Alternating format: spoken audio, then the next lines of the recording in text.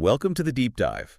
Today we're really digging into some essential reading on pediatric resuscitation. Yeah, this is specifically aimed at, emergency physicians, acute care pediatricians, folks on the front lines. Exactly. And our goal, really, is just to cut through all the noise and pull out those crucial bits of knowledge, the key insights from recent discussions that, frankly, can make a huge difference. That's the plan. We'll walk you through the Foundation's first assessment, basic life support for kids, because it is different from adults. Totally different. Then we'll get into those really tough clinical spots, shock, arrhythmias, cardiac arrest itself. And we can't forget what happens after, right? The post-resuscitation care, the team dynamics, it's all crucial. Absolutely. So should we start at the beginning? Foundational stuff. Let's do it. I mean, Right. The literature always hammers this home. Kids just aren't miniature adults. Their whole physiology is It different. really is. And that affects how they respond to everything. So getting the basics right for them is ground zero. So, pediatric BLS, what's the absolute core? High-quality chest compressions, no question. And the guidelines are pretty specific about the ratios, depending on how many people are there. Right, I remember this. If it's just you. Just you, it's 30 compressions, then 2 breaths, 30.2. But as soon as help arrives, a second provider Then it switches. switches to 15 compressions for every 2 breaths, 15.2. And that's for infants, under a year, and for children. So 1 year up until puberty hits. Okay, 30.2 solo, 15.2 with a partner. And the actual mechanics. How hard do we push? Yeah, good question. You're aiming for about 1/3 of the chest depth, the front to back depth. Okay, 1/3. What does that look like? Well, practically speaking, it's roughly 1.5 inches, maybe 4 centimeters for infants, and a bit deeper for most kids, maybe 2 inches, say 5 centimeters. Got it. And pulse checks. Different for babies. Yeah, but for infants, you want to check the brachial artery, inside the upper arm, not the carotid like in older kids or adults. Good reminder. Okay, another key thing the literature points out is when to call for help versus starting CPR if you're by yourself. Right, if you're alone and you find a kid who's unresponsive, the guidance is actually to do 2 minutes of good CPR first. Before leaving them to call 911 or find an AED. Exactly, but flip side, if you actually see the child suddenly collapse, you witness it and you think it's cardiac arrest. Then you call first, get the AED first. Call first, get the AED first. It reflects the likely different causes, witnessed versus unwitnessed arrest in children, often respiratory versus cardiac. Makes sense. And speaking of AEDs, automated external defibrillators, using them on kids. Yeah, specific things to know. The criteria are straightforward. Kids unresponsive, not breathing, or just gasping, and no pulse. If you've got those 3, Then you could use the AED. How do you actually apply it? get the chest bare and dry it off quickly. Pads go on. Now, ideally, you use pediatric pads if they're available. They deliver a lower dose. So what if you don't have them? Just adult pads? Use the adult pads. The literature is really clear on this. Don't delay shocking if it's needed just because you only have adult pads. Okay, but you need to make sure they don't touch, right? On a small chest. Exactly. If the adult pads risk touching each other, you have to use a different placement, usually anterior-posterior. So one on the front, one on the back. One on the front, one on the back. If pediatric pads fit okay without touching, usually upper right chest, lower left side, like adults, that's fine. Yeah. But for infants, you often end up going front to back. And the absolute bottom line here. CPR is king. If the AED is taking time, if it malfunctions, whatever, keep doing high-quality chest compressions. Don't stop CPR. Okay, so that covers the real hands-on BLS piece. But what about kids who are sick, maybe unstable, but not actually in full arrest yet? Yeah. That's where the PLS systematic approach is so important. Pediatric advanced life support. It's like your roadmap for figuring things out when it's not straightforward. Starts with that initial look. The initial assessment. Because the cause isn't always obvious, right? Not at all. So you start with that initial diagnosis and treatment phase, using the good old ABCDs. Airway, breathing, circulation, disability exposure. You got it. ABCDE. And when you're assessing B for breathing, it's not just about watching the chest go up and down. No, definitely not. Listening to breath sounds is huge, obviously. But also listen for specific sounds, like grunting. That can be a really big clue. Points towards lung tissue problems. And C for circulation. You mentioned it's not just pulse and BP. Right. Pulse and BT matter, of course, but especially in kids, you have to assess perfusion. How well is oxygen getting delivered out to the tissues? So what are you looking for? Skin color, are they pale? Mottled? Feel their skin temperature? Is it cool? And capillary refill time. That's a big one. How long is too long for cap refill? The literature really flags anything longer than 2 seconds as a sign of poor perfusion, even if their blood pressure looks okay for the moment. Which happens a lot in kids, right? They compensate really well initially. They do. They can maintain a normal blood pressure for a surprisingly long time, even when they're in shock. So you cannot rely on BP alone. You need those other perfusion signs. And you also need to know what normal is for that specific age. Heart rate, blood pressure, they change so much. Hugely. What's a normal heart rate for an infant would be crazy high for a teenager. You pretty much need those age-based charts or apps handy. Non-negotiable. Okay. Then D for disability, neurological status. Yep. Quick check is AVPU alert, respond to voice, respond only to pain, or totally unresponsive. Simple enough. And then there's the modified Glasgow Coma Scale, the GCS, which is more detailed but adjusted for kids who can't talk yet. And don't forget blood sugar. Never forget glucose. Hypoglycemia, usually defined as 60 milli-GDL or less, can look just like a major neuro problem, but it's easily fixable. Check the sugar. Right. Then E is exposure. Get a look at everything, keep them warm. So after that quick ABCDE check, addressing the immediate threats, where does the systematic approach take you?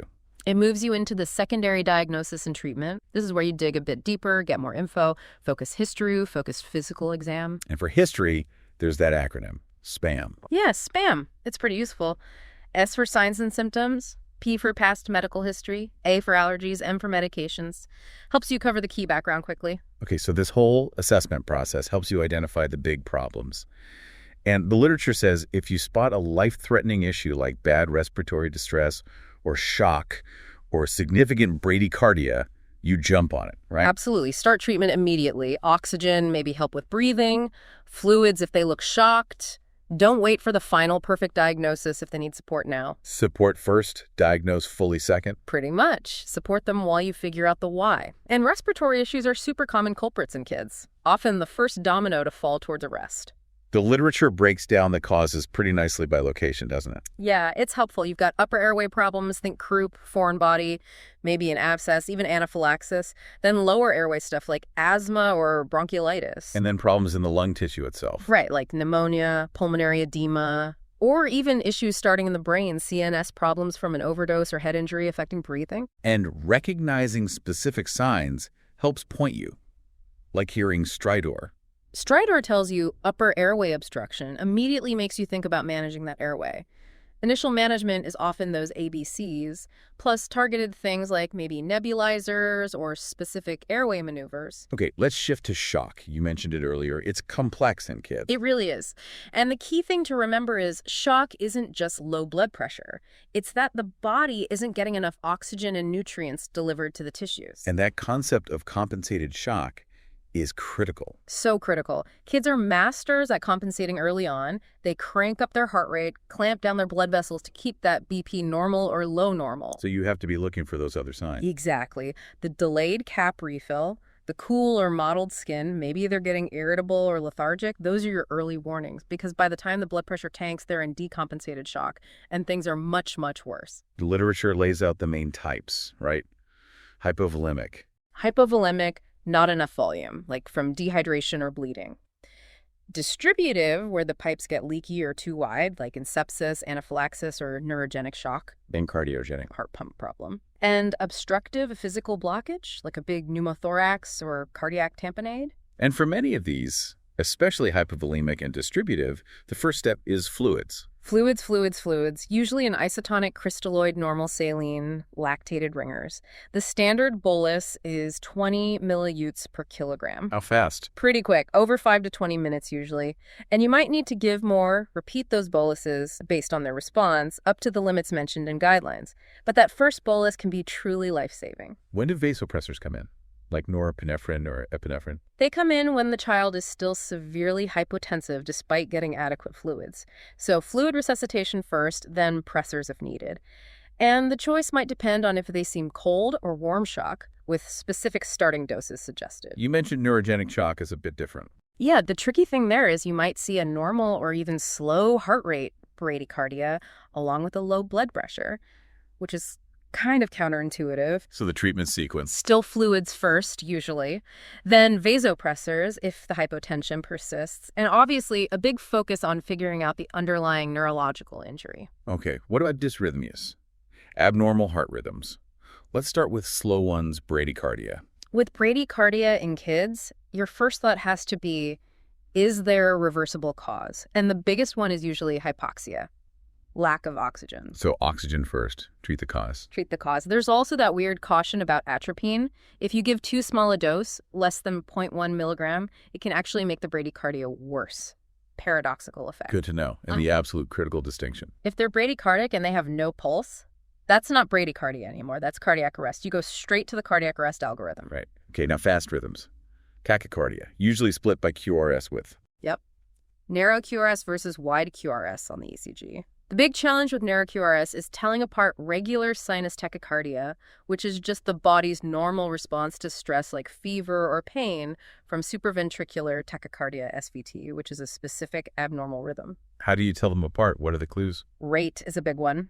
The literature suggests being highly suspicious of SVT if the heart rate is over 220 in an infant or over 180 in an older child. Sinus tach is usually fast, but typically not that fast. Okay.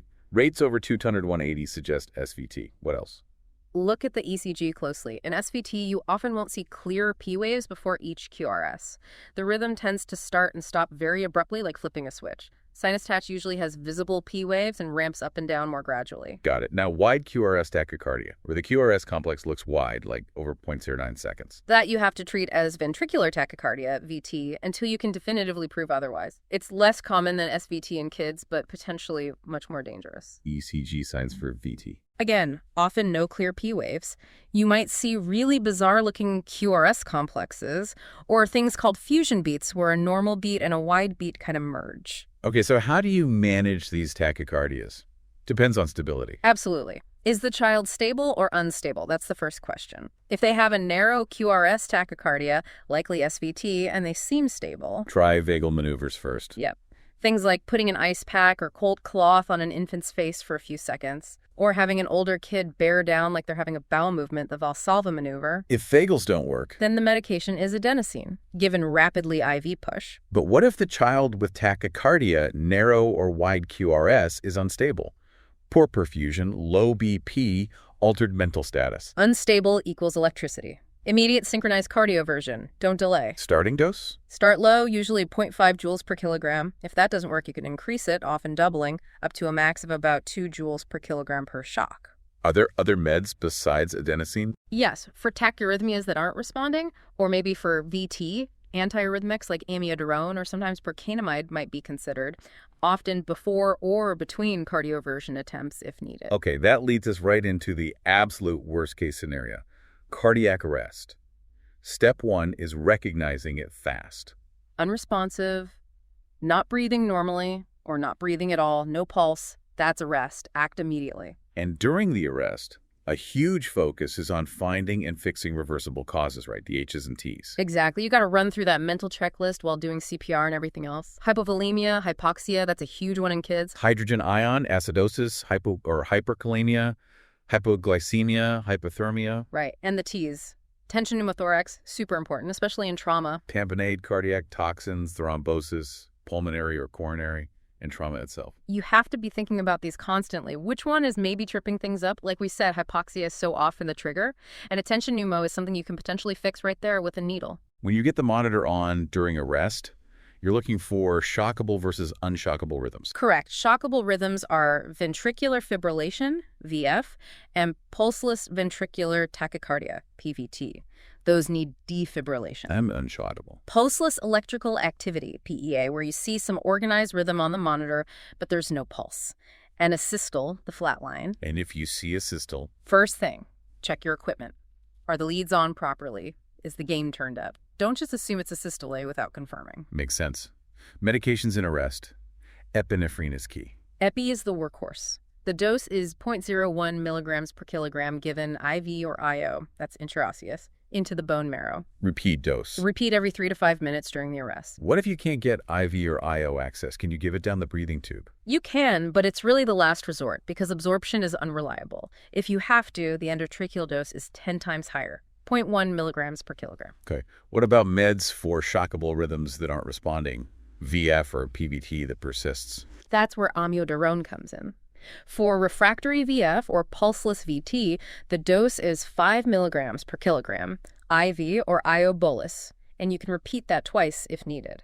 You mentioned IO access. The literature really highlights its importance, doesn't it? It does, because getting an IV in a crashing child can be incredibly difficult. Veins are collapsed. IO access into the bone marrow is often much faster to establish. And you can give anything through it.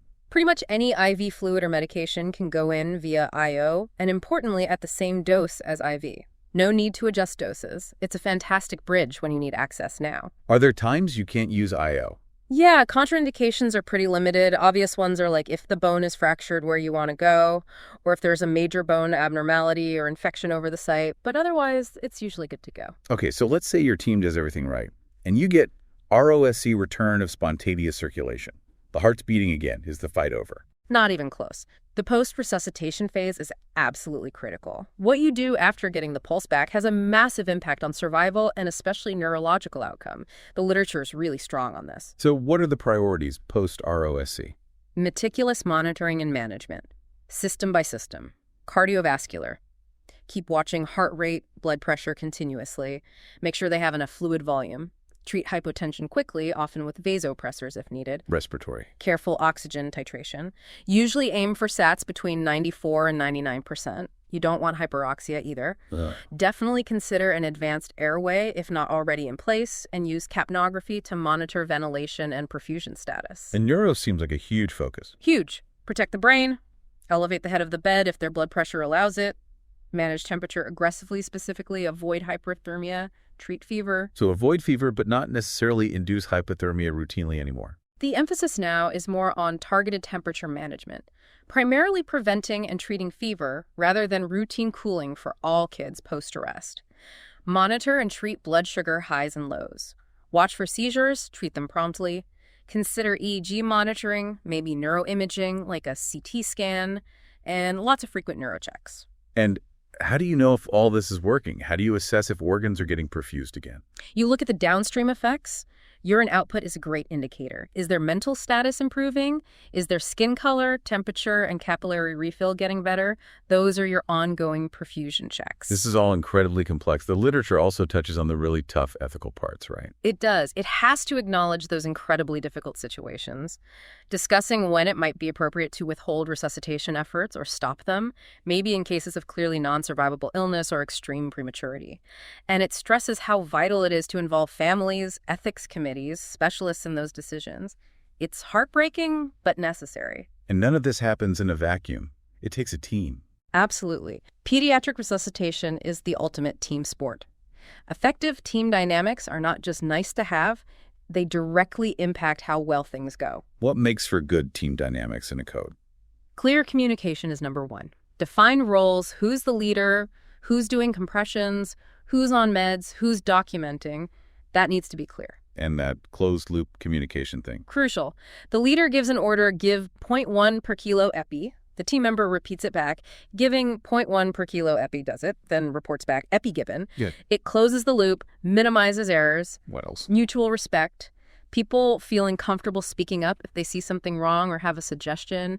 Sharing knowledge. And also, really importantly, knowing your own limits and asking for help when you need it. Debriefing afterwards seems important too. Incredibly valuable. Talking about what went well, what could be improved, especially after tough cases. It helps with learning, quality improvement, and also just processing the stress for the team members. The literature even mentions some practical tools, like apps. Yeah, it acknowledges that in the heat of the moment, having quick references can be helpful. Things like mobile apps, Medicode, CertAlert Plus were mentioned as examples that can pull up algorithms, calculate weight-based doses quickly, even help manage certifications.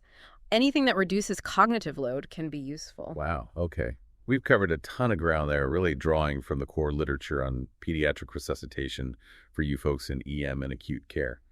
From BLS basics right through post-arrest care. Yeah, it's a lot, but the key themes keep coming back. Having that systematic PALS approach is your anchor. Getting really good at recognizing those critical patterns like compensated shock versus decompensated, or sorting out tachycardias that's vital. And it's not just about individual skills. No. The literature really drives home that effective teamwork, that clear communication, plus that relentless focus on good post-resuscitation care. That's what truly moves the needle for these kids' outcomes. It definitely underscores why we need ongoing learning, practice simulation in this area is just too important. Absolutely. So maybe a final thought for you listening. Considering just how much impact high-quality resuscitation and post-arrest care can have on a child's entire future, what part of all this complex stuff do you find the most challenging to really master? And maybe what's one small step you could take this week to sharpen your skills in that specific area?